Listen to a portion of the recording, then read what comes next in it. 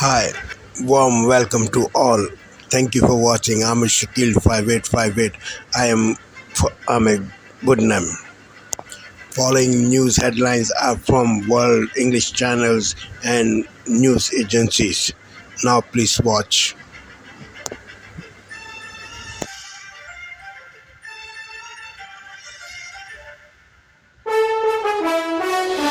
Tonight, fire danger on both coasts. In the east, crews battling wildfires in several states, one of them now deadly. The forecast that could help. While in the west, firefighters gain ground on the destructive fire north of Los Angeles. I'm Elise Preston in Camarillo, California, where residents are discovering what they've lost. Also tonight, gunshots at Tuskegee University's 100th homecoming. One person dead, several injured. Trump transition. After his sweeping victory, the president-elect returns to the Oval Office this week. I'm Natalie Brand at the White House, where President-elect Trump and President Biden will meet to talk about the path forward after a divisive campaign. Massive attacks. Ukraine and Russia trade a record number of drone strikes. In Britain, Princess Catherine returns to royal duties as the nation honors its war dead. Plus, remembering Bobby Allison, one of the all-time great NASCAR drivers. And later, we look back at the life of Judith Jamison. Transcendent dancer, acclaimed choreographer, and international star. We represent the African Americanism of America. This is the CBS Weekend News from New York with Jerika Duncan.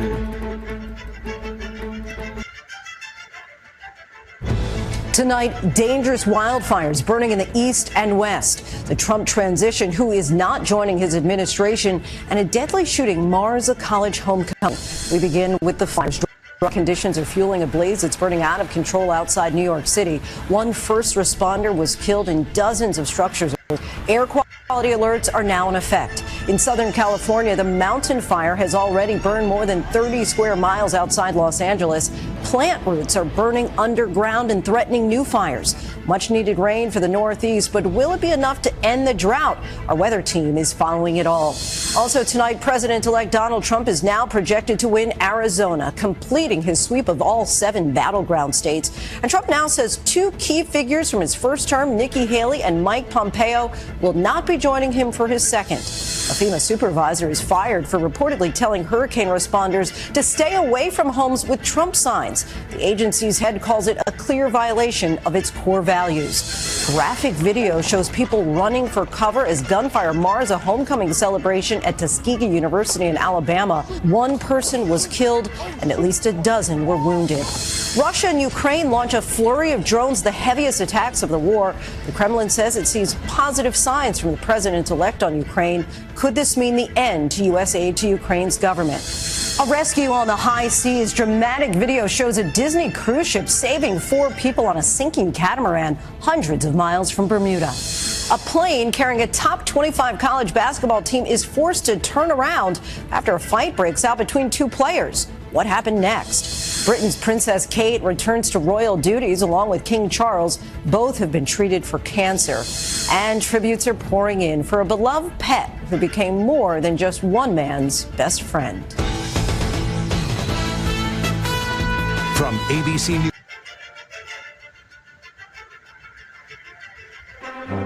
This Sunday, return to power. Look what happened. Is this crazy? And I think that we just witnessed the greatest political comeback in the history of the United States of America.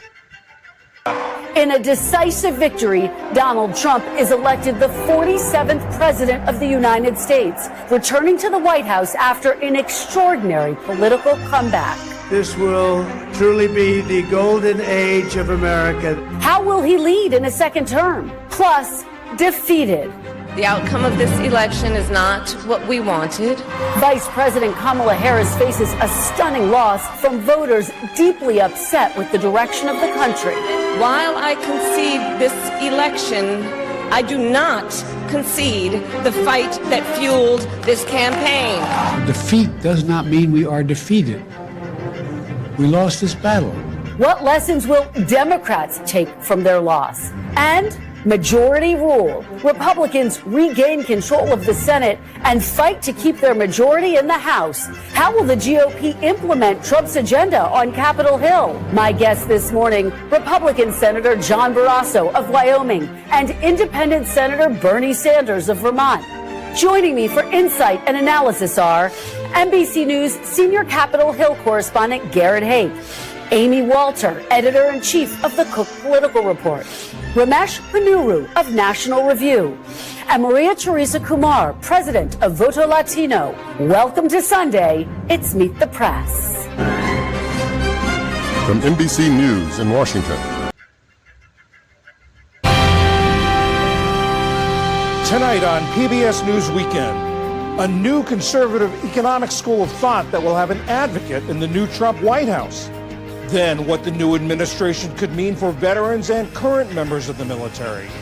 And a Massachusetts studio that showcases the work of artists with disabilities. People within the disability community want to see that. They want to see that people like them are creating art and that art is valuable.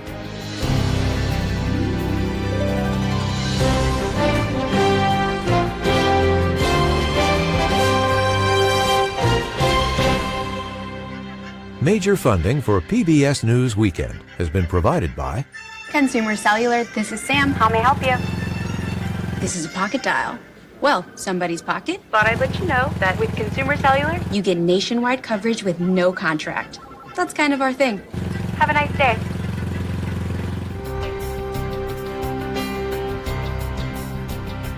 and with the ongoing support of these individuals and institutions.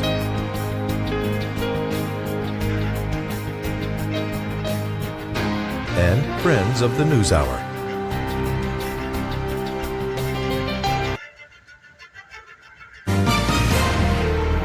On this Sunday night, remembering Murray Sinclair, the memorial service for a former senator and indigenous rights champion, how he became a beacon for truth and reconciliation. Him and his family will always be important to me and sacred, really, to me. Canada's first human case of bird flu detected. We do know this infection can be lethal. Investigating the source of the exposure. Israel's prime minister and the next American president talk peace in the Middle East. The phone calls as Netanyahu and Trump seek to strengthen their alliance. And in their own words, we're connected to a legacy of sacrifice. The stories of war and homecoming in the new online exhibit honoring our veterans. Global National. Reporting tonight, Carolyn Jarvis. Good evening and thanks for joining us. There was an outpouring of heartfelt tributes today to a titan of Indigenous rights. The party of the elites and Hollywood celebs taking aim at Vermont Senator Bernie Sanders after he slammed Democrats for abandoning working class voters. But he's not backing down. You have millions and millions of people working for starvation wages. You got to speak to that reality. But what that man named Donald Trump did do is he said, I feel your pain. I know that you're hurting, and I have an explanation. And what Donald Trump did is provided an explanation. He went around, he said, I know you're angry, and the reason is that zillions of illegal immigrants are coming over. Now Democrats are trying out a new talking point, but it's not going over well. Even at MSNBC. On election night, of Donald Trump huddled with Elon Musk and Dana White. And these are his billionaire boys, right? Because that's who he is going to fight for. And now we need to make the message crystal clear. We're going to fight for you because it's you and your paycheck and your hard work that's on the line. And he's all in with that. You got It's hard to get behind that when even Americans see Trump rolling up his sleeves to connect with blue-collar workers. Kamala Harris tried to do that and fail flat. There is actually a harvested U-rod where we actually do grow it. So this is what it looks like when it comes out of our processing bag. Do not touch it. Do not. Yes. So please do not touch any of the And I will That's right. Do not touch it, Kamala. Don't touch it. Don't she touch it. broke it, he'll fix it. That's what Donald Trump said, Brian. Now, it's really interesting to me. Donald Trump, a billionaire, did retail politics better than any of the Democrats. You see him in a garbage truck. You see him at McDonald's. I said, when is the next episode of Trump coming up? What do you think, Brian? Tonight, major Canadian ports at a standstill, with businesses bearing the brunt of the backlog.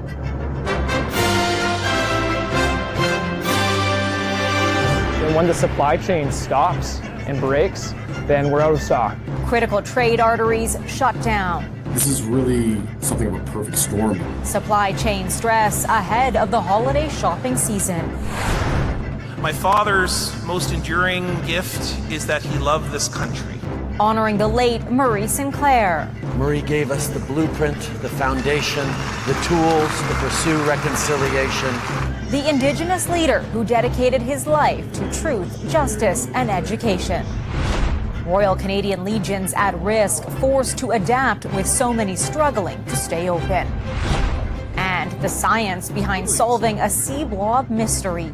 The one that I was walking along, I actually found 15 to 20 blobs just on that beach. Plus, paying tribute to the war efforts of a Nova Scotia family. Having 8 children go over to fight in a war, just mind-boggling. The new memorial dedicated to brothers with a story of service. They made the ultimate sacrifice.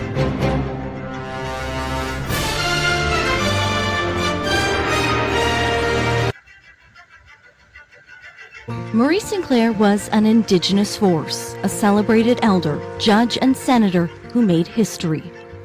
My father's most enduring gift is that he loved this country and all of its complicatedness. Remembered by his son at this national commemorative ceremony in Winnipeg, the first ever held to honor an Indigenous leader.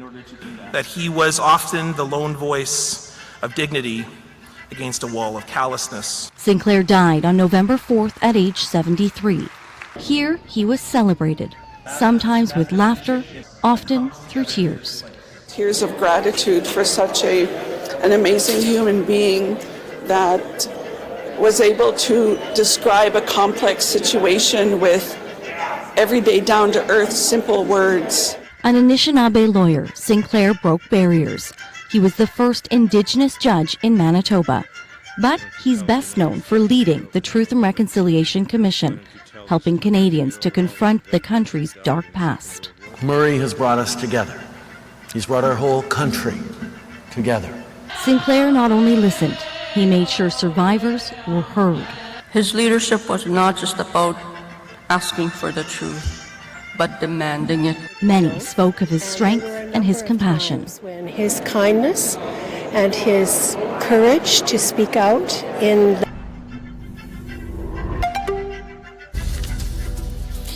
This is DW News live from Berlin. Russia and Ukraine step up drone warfare, launching record numbers of the aircraft against each other.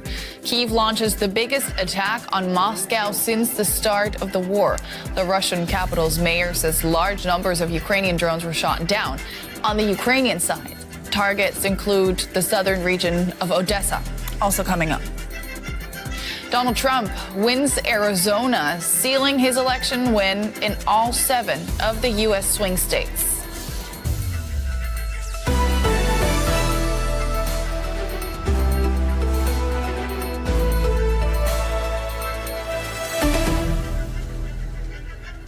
Welcome to the show. I'm Nicole Fröhlich. Wow.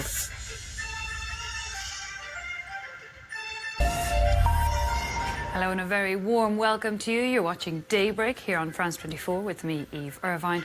These are our top stories.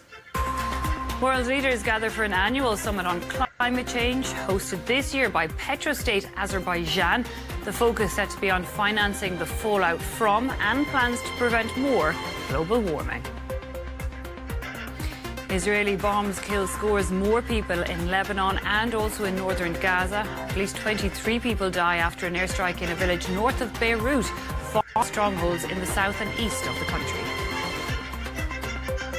And US President-elect Donald Trump is said to have spoken to Russia's Vladimir Putin and called on him not to escalate the war in Ukraine. This as the Biden administration says another $6 billion in support will be given to Ukraine before Inauguration Day.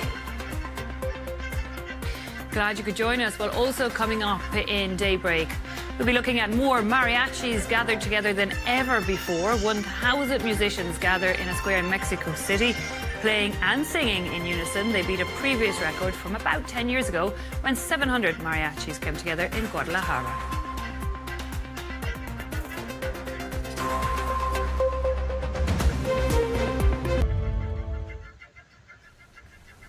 This is Now. Good afternoon. It's noon in Singapore and Hong Kong, 9:30 a.m. in New Delhi, 11 o'clock in Jakarta. I'm Yasmin Yonkers. At this hour, the Japanese Prime Minister Shigeru Ishiba faces a parliamentary vote today, expected to keep him in the top job. But it will be a fragile grip on power after his party lost its majority in last month's elections. More than 2,000 villages in northern Philippines ordered to evacuate as Storm Toraji approaches. It's the fourth massive storm to strike the country within a month. Such extreme weather events expected to take center stage as UN climate talks begin in Azerbaijan. And US President-elect Donald Trump discusses separate wars with the leaders of Russia and Israel. He reportedly asks Vladimir Putin not to escalate the war in Ukraine, while Benjamin Netanyahu says he and Mr. Trump see eye to eye on Iran.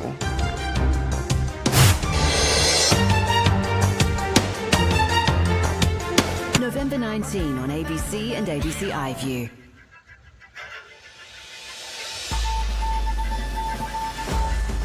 Today, a Vietnam veteran honoured with the Victoria Cross as Australia pauses to mark Remembrance Day. Today, in honouring Richard Norden and all who fought for, Australia also honours all those who fought for him.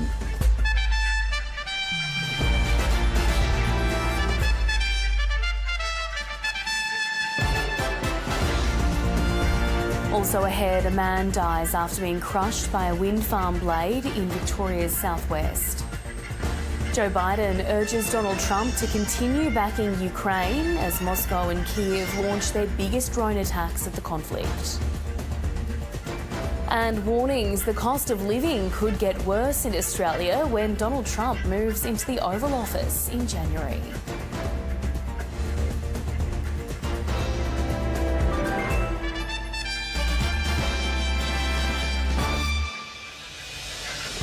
Hello and welcome to ABC News. I'm Melissa McKay.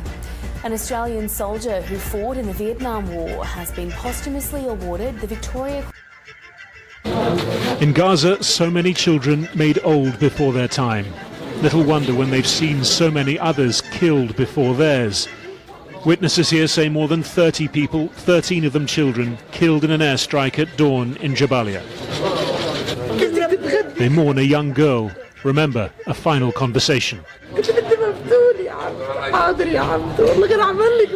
She told me she wanted to eat maftool, so I said to her, I'm here to serve you, my dear. I'll cook maftool for you. Just tell me what you wish for, my dear. The strike destroyed a family home where displaced relatives were sheltering. For the survivors, nothing to do but grieve. So many loved ones gone in an instant. This is a displaced girl who came from the Jabalia camp to Jabalia town, but she was martyred in her grandfather's house. Most of them are remains, children, but remains. They don't belong to any military faction or organization. Here they are, in pieces. At the attack site, efforts to find others trapped under the destruction dwarfed by its scale.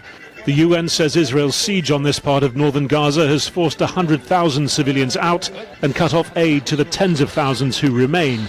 It's also restricted the ability of civil defense workers to get to the sites of attacks like this. There are no ambulances, no civil defense, nothing. God is great.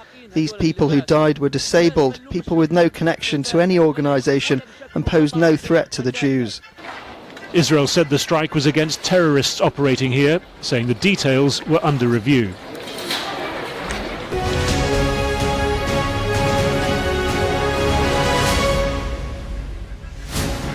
This is Sky News, the headlines. A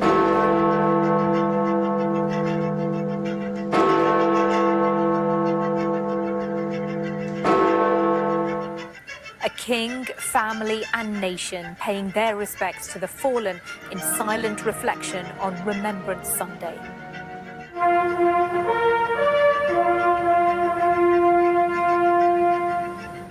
Nine prime ministers standing in tribute and the veterans remembering the comrades they lost. Also, Israel warns its citizens not to attend sporting events abroad, including in the UK, following the attacks on football fans in Amsterdam. Confirmation that Donald Trump has won his party's biggest election victory in nearly 40 years, as he's reported to have told Vladimir Putin not to escalate the war in Ukraine. Funding a net zero future, the summit that hopes to free trillions in investment despite the re-election of Donald Trump. And so let's just take a moment to remember our friend Liam. Rita Ora leads a tearful tribute to One Direction singer Liam Payne at the MTV Awards.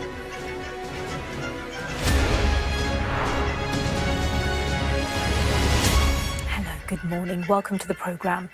The King and his family have led the nation in paying tribute to its war dead on Remembrance Sunday. The monarch laid a wreath at a team of dedicated journalists across the UK. We're ready to keep you up to date with what's happening every half an hour, every single day. Bulletins here on GB News, the People's Channel, Britain's news channel.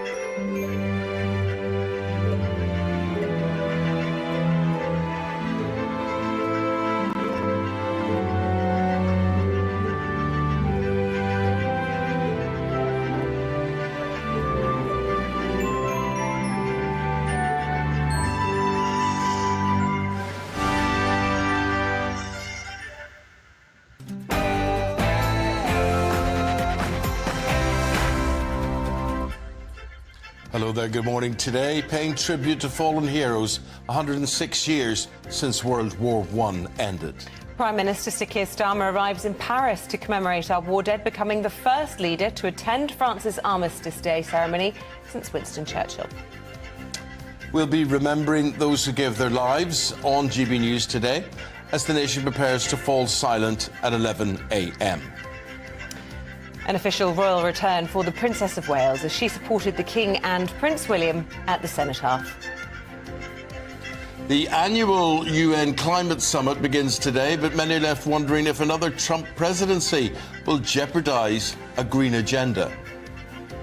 A GB News exclusive as Patrick Christie's grills Boris Johnson. Here's a sneak peek of Boris talking Brexit. But never forget, it was we who controlled it, because we took back control with Brexit. Self-service machines, where do you stand on those? That's our debate this morning, after some customers complain there is no personal touch to shopping these days. And in sport, Ipswich Town win their first Premier League game in 22 years. Wonder who that was against. Good wins too, though, for Manchester United and Newcastle. In rugby, bad weekend for the home nations, and Mark Cavendish goes out on a high. After a grey and gloomy start to November, there's change on the way with some sunshine in store for many of us today. Join me later for the full forecast with all the details. Hello there, very good morning to you on this Monday morning. Welcome to the programme. I'm Eamon Holmes. It's just gone 6 o'clock. I'm Isabel Webster and this is GB News Breakfast.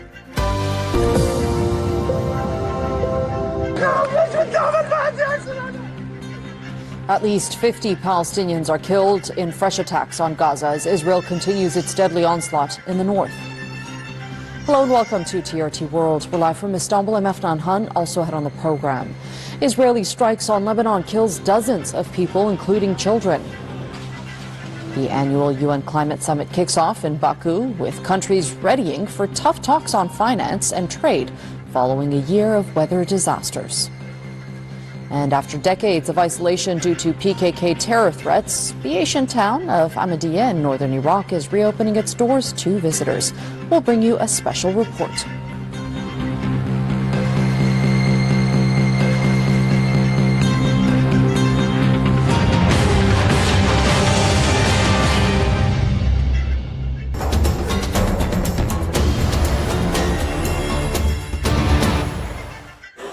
Congolese political and civil society leaders Saturday announced an alliance to rally against constitutional changes they say are meant to ensure President Felix Tshisekedi keeps power indefinitely. Named National Awakening, the coalition will hold its first meeting in mid-December to pay tribute to the 2005 referendum, which gave birth to the 2006 constitution. They called attempts by Tshisekedi's ruling coalition to change the constitution high treason. Opposition leaders Martin Fayulu and Moise Katumbi are also leading separate initiatives against the constitutional review project. Tshisekedi has called the current constitution outdated and ripe for reform. The law limits presidential mandates to 2. Members of Tshisekedi's party say that the current constitution was written from a position of weakness because the country was embroiled in a war. They say that reforms are needed to protect the country's sovereignty amid changing political and military dynamics in the region. Russia's top diplomat on Sunday praised the cooperation between Moscow and African countries as he spoke at the Russia-Africa Partnership Summit in Sochi. Sergei Lavrov said bilateral exchanges at the highest levels had increased significantly. The conference is billed as building on the Russia-Africa Summit held last summer. We're pleased to note that the pace set by the 2 previous summits is helping to develop our relations on an increasing scale. We see progress in all areas. I would like to note a significant increase in the number of contacts at the highest and ministerial levels. In particular, during bilateral meetings on the sidelines of the current conference, agreements were reached on several specific projects. Agreements and memoranda were signed in various areas. At last year's summit in St. Petersburg, Russian President Vladimir Putin and African leaders vowed to expand political and business ties. Moscow has bolstered ties with Africa as it seeks to counter Western sanctions over Ukraine. An African perspective in every corner and on every wall of this UNESCO World Heritage Site near the German-French border. Paintings, video installations and sculpture, 26 works that organizers say explore Africa, addressing its culture, history, intellectual traditions and challenging stereotypes. We underestimate the whole role in history and the own history Africa had before colonialism. All this is part of the show, and this is what we aim to show, how big the influence was from African people, because they were forced to leave Africa. They also spread the culture, and a lot of music and dance which we have today is rooted in Afro-global origins. Artists on show here come from countries on the continent, including Nigeria, the Democratic Republic of Congo, Namibia and others. A Congolese collective decided to shed light on this scramble for the country's minerals. In the east of my country, people are killed for coltan to make electronic devices, and afterwards, the West gets taken back to Congo. The world needs to be sincere about knowing that. And as an artist in my way, I try to convey that message via the astronauts. For me, it's kind of like that. As with its true size, Africa's aspirations are barely understood, hardly seen. Also on display are works by artists with African roots, including Cubans and the British. The true size of Africa is not only based to the continent, the geographical continent of Africa, but also outside, spanning other places in the world, Las Americas, the Caribbean, Europe. So for me, it's like a big family all over the world. This work by Yenka Shonibari stands out. It shows a woman in bright African clothing climbing a grand staircase. She has a globe for her head, with the continent of Africa positioned where her face would be. Vinicius Jr. was Africa's favorite to win the Ballon d'Or, according to polling for the 2024 event published by France Football. Spanish midfielder Rodri was crowned the world's best male footballer last month in a star-studded ceremony in Paris that was snapped by Real Madrid. Vinicius Jr. came second, but in Algeria, Benin, Burkina Faso, Cameroon, Cape Verde, Egypt, Senegal and others, voters chose the Real Madrid man. Only Gabon, Ghana and South Africa voted for Rodri. Of the 22 African journalists who voted, 12 placed Vinicius at the top of their ranking. The Ballon d'Or victor is decided by 100 journalists from FIFA's 100 top-ranked member nations. Each journalist makes their top 5 picks from the 30-person shortlist.